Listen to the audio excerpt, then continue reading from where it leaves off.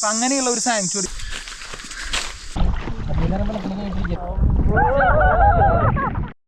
Hi guys, അപ്പോൾ പുതിയ വീഡിയോയിലേക്ക് സ്വാഗതം. നമ്മളിപ്പോൾ പോയിക്കൊണ്ടിരിക്കുന്നത് ചിമ്മിനി ഡാമിലേക്കുള്ള റൂട്ടിലൂടെയാണ് കേട്ടോ. ചിമ്മിനി ഡാം കാണാൻ പോകുന്നതിനേക്കാളും ഉപരി ആളുകൾ കൂടുതൽ എക്സ്പ്ലോർ ചെയ്യുന്നത് ഈ റൂട്ടിലൂടെ വരുമ്പോഴാണ്. രാവിലെ തന്നെ പെയ്ത വേനൽ മഴ നമുക്ക് നല്ലൊരു ക്ലൈമറ്റ് ഗിഫ്റ്റ് ചെയ്തിട്ടുണ്ട് കേട്ടോ. അപ്പോൾ നമ്മളിന്ന് കാട് കയറാൻ പോവാണ്. അപ്പോൾ ചിമ്മിനി ഡാമിൽ പുതിയൊരു ട്രക്കിംഗ് പാക്കേജ് അവർ തുടങ്ങിയിട്ടുണ്ട്. ആംഫി ട്രക്കിംഗ് എന്നാണ് അതിൻ്റെ പേര്. പെർ ഹെഡ് 800 രൂപയാണ് ഈ ട്രക്കിങ്ങിന് അവർ ചാർജ് ചെയ്യുന്നത്.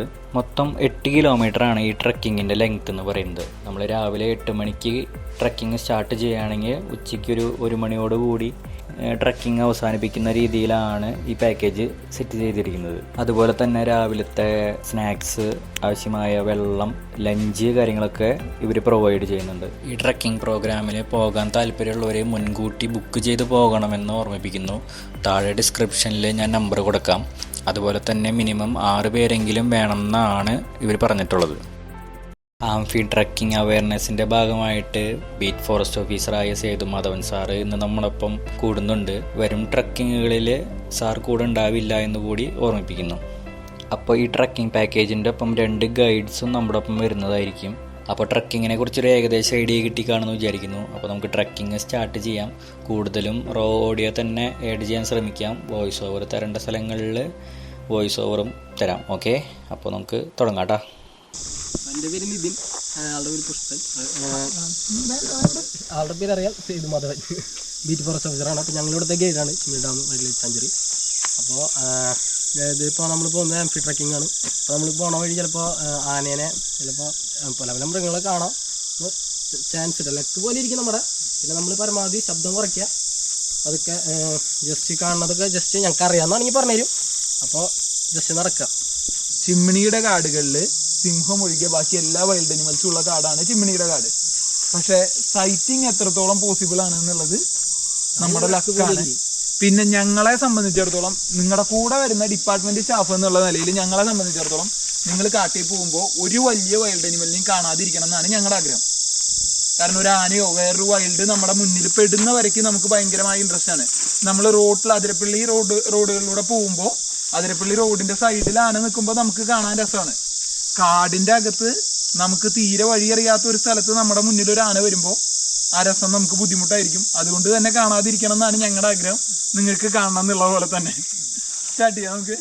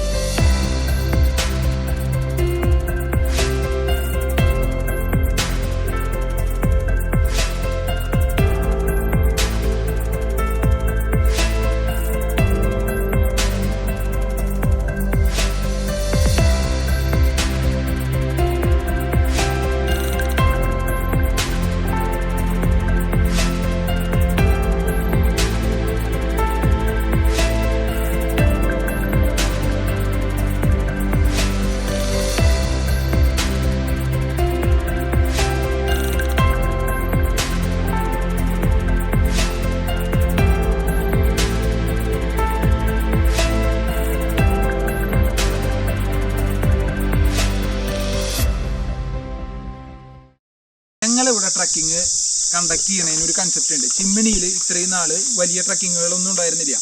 ചിമ്മിനി ഭയങ്കരമായി റിമോട്ടായി നിന്നിരുന്ന ഒരു സ്ഥലമായിരുന്നു. വലിയ അധികം ടൂറിസ്റ്റുകളൊന്നുമില്ല. ചിമ്മിനിയിൽ ഇപ്പോൾ നമ്മൾ ക്ലൈമറ്റ് വാക്ക് എന്ന് പറഞ്ഞൊരു പ്രോഗ്രാം സ്റ്റാർട്ട് ചെയ്തു. അതൊരു 3-4 മാസമായിട്ടുള്ളൂ. ഇപ്പം നമ്മൾ പുതിയ പ്രോഗ്രാം സ്റ്റാർട്ട് ചെയ്തു. ചിമ്മിനിയിൽ ഞങ്ങൾ ഈ പ്രോഗ്രാംസ് സ്റ്റാർട്ട് ചെയ്തതിനൊരു കാരണമുണ്ട്. ഞങ്ങളെ സംബന്ധിച്ചിടത്തോളം അടുത്ത ജനറേഷനെ കൃത്യമായി അവെയർ ആക്കുക കാട് എന്താന്നുള്ള ഒരു കൺസെപ്റ്റിൽ മാത്രം ട്രക്കിംഗ് സ്റ്റാർട്ട് ചെയ്തതാണ് ചിമ്മിനിയിൽ. അല്ലാതെ ഇവിടെ വൈൽഡ് അനിമൽ സൈറ്റിങ് കിട്ടുന്നോ നമുക്ക് വൈൽഡിനെ കാണിക്കാമെന്നോ ഒന്നുമില്ല. നിങ്ങൾ ഈ പറഞ്ഞ പോലെ, ആൾ പറഞ്ഞ പോലെ നമ്മൾ എന്ത് ചെയ്തിട്ടില്ല, കാട് കണ്ടിട്ടില്ല. കാട് കാണാത്തതിൻ്റെ കാരണം കാട് കാണാൻ നമുക്ക് അവസരം തന്നിട്ടില്ല. അതുകൊണ്ട് തന്നെയാണ് നമ്മൾ കാണാൻ അവസരം ഇല്ലാത്തതുകൊണ്ടാണ് നമ്മൾ കട്ട് കയറി പോണേ.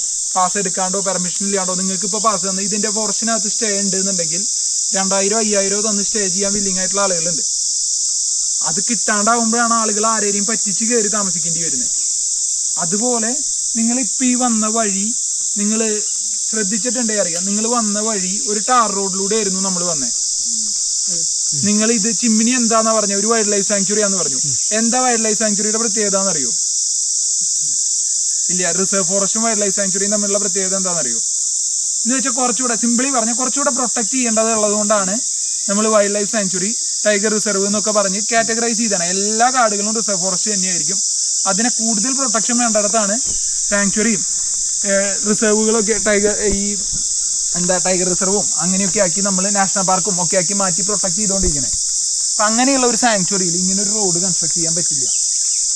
എന്നിട്ട് നമ്മൾ ഇത്രയും ദൂരം നടന്നു വന്ന ഒരു റോഡിലൂടെയാണ്. ഞാൻ നിങ്ങൾ ആരെങ്കിലും ചോദിക്കുമെന്ന് വിചാരിച്ചു, അതുകൊണ്ടാണ് നിങ്ങളെ ജസ്റ്റ് വെയിറ്റ് ചെയ്യിപ്പിച്ച് ചോദിക്കണേ. ഇങ്ങനെ ഒരു റോഡ് ഈ കാടിൻ്റെ ഉള്ളിലൂടെ എന്താ ആവശ്യം എന്നുള്ളത് നിങ്ങൾ ചോദിച്ചിട്ടുണ്ടാവില്ല. പണ്ട് നമ്മൾ ഇനി പോകുന്നിടത്ത് നമുക്ക് കാണാം, ഇവിടെയൊക്കെ നിങ്ങൾക്ക് കാണാം, വലിയ രീതിയിൽ പാറ എടുത്തിട്ട് വലിയ രീതിയിൽ കോറിയിങ് നടന്നിട്ടുള്ള ഒരു കാടാണ്. നല്ല രീതിയിൽ ഡാം കൺസ്ട്രക്ഷൻ്റെ പേരിൽ വലിയ രീതിയിൽ വലിയ പാറകൾ പൊട്ടിച്ച് അവിടെ നിന്നൊക്കെ കോറിയിങ്ങിനായിട്ട് സാധനങ്ങൾ കൊണ്ടുപോയിട്ടുണ്ട്. അതുപോലെ തന്നെ നിങ്ങൾ ഈ കാട് കണ്ടു കഴിഞ്ഞാൽ അറിയാം. നിങ്ങൾക്ക് ഈ കാട് കണ്ടിട്ട് എന്താ തോന്നണേ? ഒരു നല്ല ഡെൻസ് ആയിട്ടുള്ള ഒരു ഫോറസ്റ്റ് ആയിട്ട് തോന്നുന്നുണ്ടോ? ഇതൊരു ഡെൻസ് ആയിട്ടുള്ള ഫോറസ്റ്റ് അല്ല, എന്നാൽ ഇതൊരു എവർഗ്രീൻ ഫോറസ്റ്റ് ആയിരുന്നു. ഇത് പണ്ട് കാലത്ത് കരി എക്സ്ട്രാക്ട് ചെയ്യാനായിട്ട് പണ്ട് ഈ കൽക്കരി വണ്ടികൾ എന്നൊക്കെ പറയുന്ന പോലെ നമ്മൾ പണ്ട് കരി കണ്ടവാൻ ഉപയോഗിച്ചിരുന്നല്ലോ. അങ്ങനെ കരിക്കായിട്ട് ഇവിടുത്തെ മരങ്ങൾ മൊത്തം വെട്ടി ഉപയോഗിച്ച് തീർത്ത കാടാണ്. വീണ്ടും അതിനെ അതിജീവിച്ച് തിരിച്ചു വന്നുകൊണ്ടിരിക്കുന്ന ഒരു കാടാണ് ചിമ്മിനിയിലെ കാടുകൾ.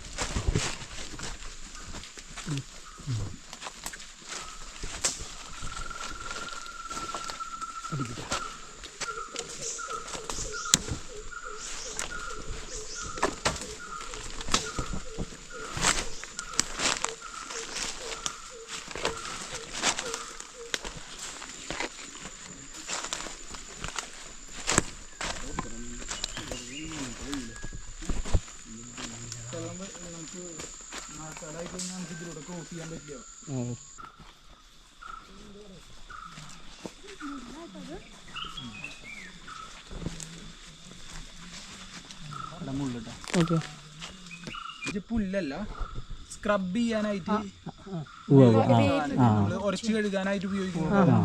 അതിനുപയോഗിക്കുന്നത് ഇങ്ങനത്തെ ഇതിന്റെ ഈ വള്ളി ചതച്ചിട്ട്, ഇത് ഇത്രയും ചെറുതല്ല, ഇതിന്റെ വലിയ വള്ളികള്. അതുകൂടെ ട്രൈബൽ കമ്മ്യൂണിറ്റിയിലുള്ള ആളുകൾക്ക് മാത്രമേ ഇത് എക്സ്ട്രാക്ട് ചെയ്യാൻ പെർമിഷൻ ഉള്ളൂ. അവരിത് വന്നിട്ട് കളക്ട് ചെയ്തിട്ടാണ് നമ്മൾ ഈ കാണുന്ന ഇഞ്ചി ആക്കിയിട്ട് തരുന്നത്.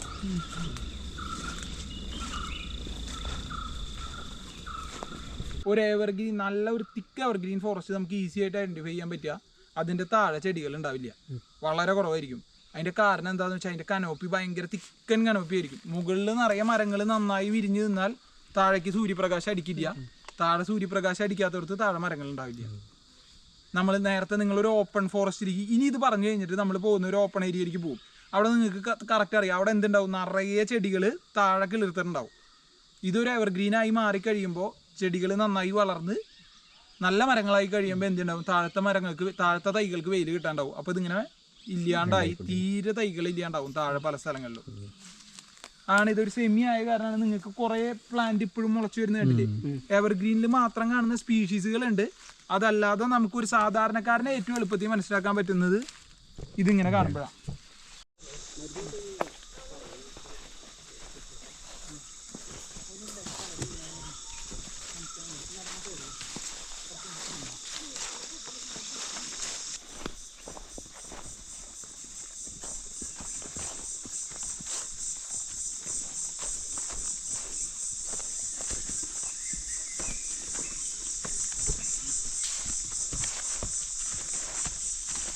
ഓക്കെ, ഇത്രയും നിങ്ങൾ നോക്കിക്കഴിഞ്ഞാൽ കാണാം ഈ കമ്മ്യൂണിസ്റ്റ് പച്ചയുടെ ഒന്നും കടിച്ച് നമ്മൾ സാധാ നമ്മുടെ വീടിൻ്റെ അവിടെയുള്ള ചെടികളിലൊക്കെ നോക്കിക്കഴിഞ്ഞാൽ എന്ത് കാണും, അതൊക്കെ ഇലമ പുഴു കടിച്ച് ഈ നിറയെ ഇല കടിച്ച് പല ഡിഫറെൻറ്റ് ഷേപ്പാക്കി വെച്ചാൽ കാണാം.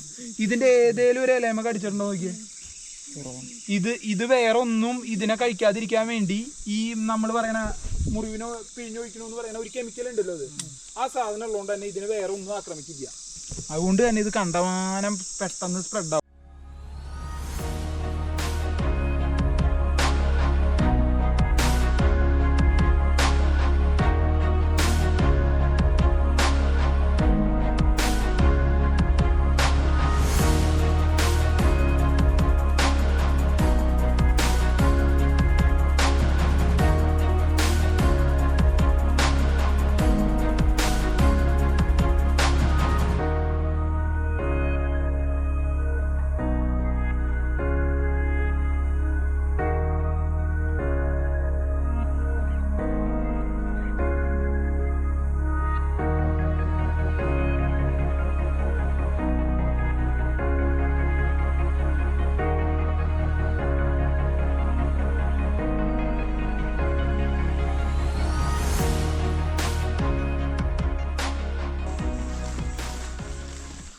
നല്ല വെള്ളമാണോ ചോദിച്ചാൽ അത്ര നല്ല വെള്ളമല്ല.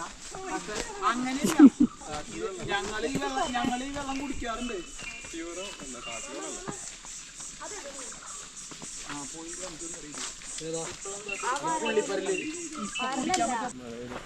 ഇത് കൂട്ടാൻ തോന്നുന്നു അല്ലേ.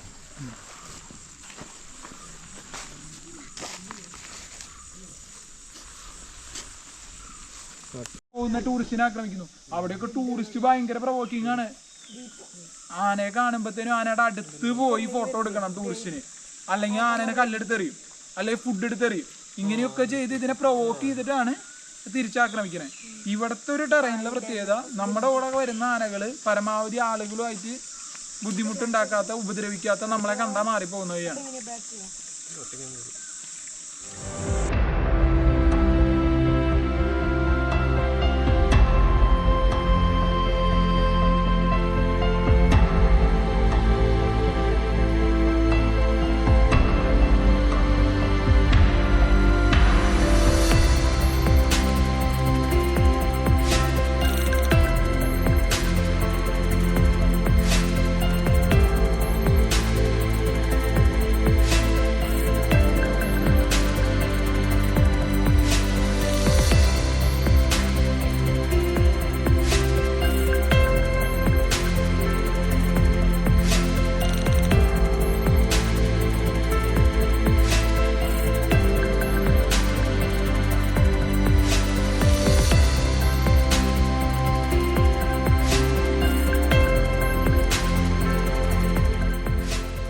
അപ്പോൾ ഈ കാണുന്നത് മുള്ളംപന്നിയുടെ മടയാണ്. പുള്ളിക്കാരവിടെ ഉണ്ടോയെന്നറിയില്ല. എന്നാലും നമുക്ക് ഉണ്ടെങ്കിൽ തന്നെ അധികം ശല്യപ്പെടുത്തണ്ട, നമുക്ക് വേഗം പോവാം.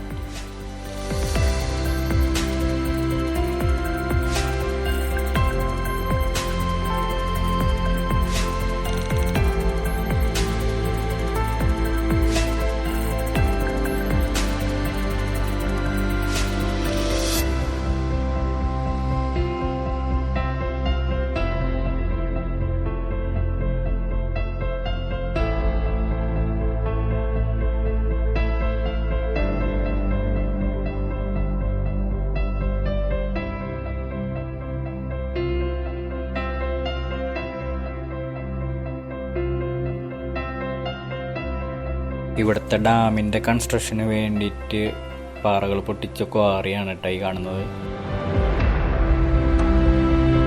അപ്പോൾ നമ്മുടെ റെസ്റ്റിംഗ് ടൈം ആയിട്ടുണ്ട്. അപ്പോൾ നമുക്ക് കൊണ്ടുവന്ന സ്നാക്സും വെള്ളമൊക്കെ കുടിച്ച് നമുക്ക് കുറച്ച് റെസ്റ്റ് എടുക്കാം. അപ്പോൾ അങ്ങനെ റെസ്റ്റ് എടുക്കുന്ന സമയത്താണ് നമ്മൾ ഇങ്ങനെ ഒരു ക്വാറിയുടെ സൈഡിൽ കുറച്ച് ബട്ടർഫ്ലൈസ് കാര്യങ്ങളൊക്കെ കണ്ടത്.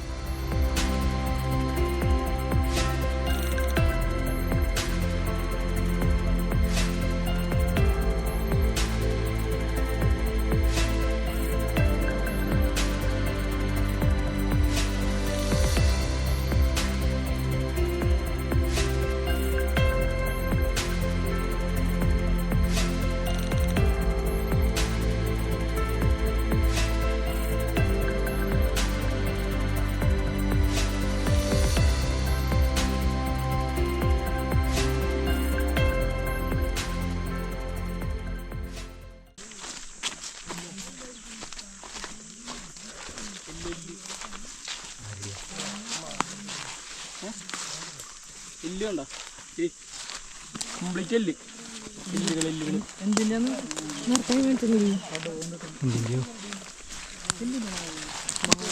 കൊടയിൽ പോലെ ഇത് കൊമ്പാണ്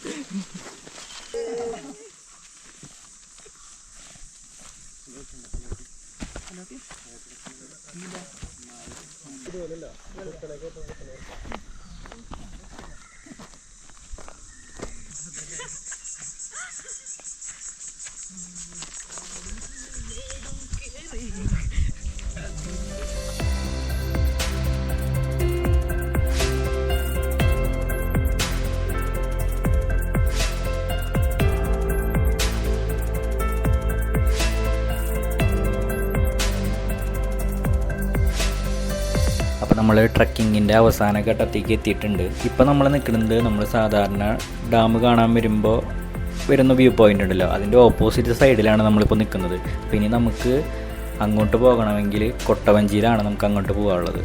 അപ്പോൾ അത് ഈ ട്രക്കിങ്ങിൻ്റെ ഭാഗമായിട്ടാണ്. അപ്പോൾ അവർ രാവിലെ തന്നെ വഞ്ചി കാര്യങ്ങളൊക്കെ ഇവിടെ കൊണ്ട് ഇട്ടിട്ടുണ്ട്. അപ്പോൾ നമുക്കിനി ഇതിൽ കയറിയിട്ട് നമുക്ക് അങ്ങോട്ട് പോകാം.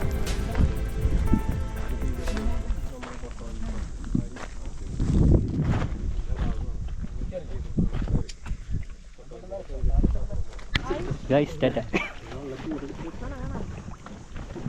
എന്തിനാ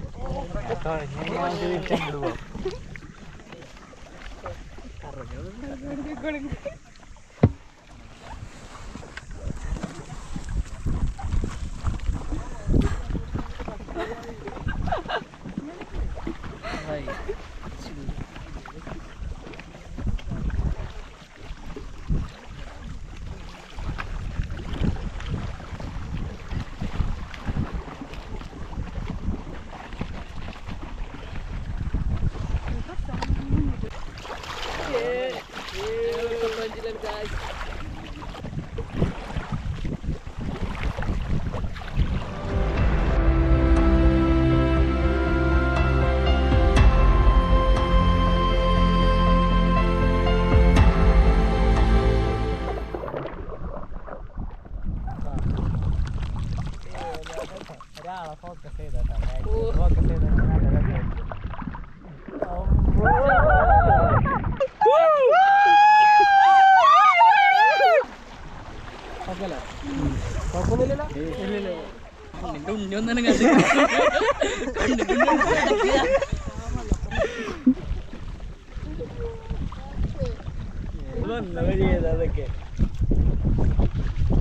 അപ്പോൾ നമ്മുടെ ട്രക്കിംഗ് അവസാനിച്ചിട്ടുണ്ട്. അപ്പോൾ ഇനിയുള്ളത് ഉച്ചഭക്ഷണമാണ്. അപ്പോൾ അതിൻ്റെ വീഡിയോ കാര്യങ്ങൾ ഞാനിതിൽ ആഡ് ചെയ്തിട്ടില്ല. എന്നിരുന്നാലും നല്ല ഫുഡ് കാര്യങ്ങളൊക്കെയാണ്. അപ്പോൾ നല്ലൊരു ട്രക്കിംഗ് ആയിരുന്നു, വളരെ നല്ലൊരു എക്സ്പീരിയൻസ് ആയിരുന്നു. അപ്പോൾ എല്ലാവരും മാക്സിമം വരുന്നവരൊക്കെ ഇതിൽ എൻഗേജ്ഡ് ആവാൻ ശ്രമിക്കുക.